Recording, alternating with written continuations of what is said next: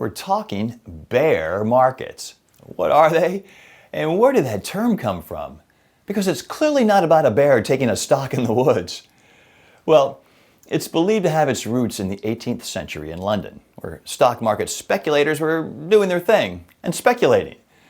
Back then, there were these famous gatherings at a place called Jonathan's Coffee House, the original site of the London Stock Exchange.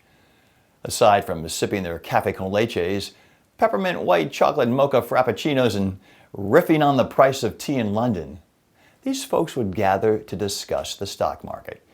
And it's said that those who were more pessimistic about the market were called bears. One school of thought connects the term to the fighting style of a bear. No jabs or uppercuts from a bear, just good old-fashioned open hand down strikes. Downward is the key, like stocks in a bear market. These bearish folks had a gloomy outlook on stocks, thinking prices would fall. So the term bear became associated with a negative sentiment in the market. On the flip side, there were those who were optimistic, and they were called bulls, thinking prices would rise. Yeah, you got it. A stampeding bull shoots its horns upward, like a rising market. And I can't leave out the unofficial, official Wall Street definition of bear market.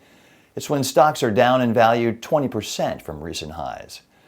So the term bear market has a historical connection to those early financial gatherings in London, where pessimistic investors were symbolized by bears.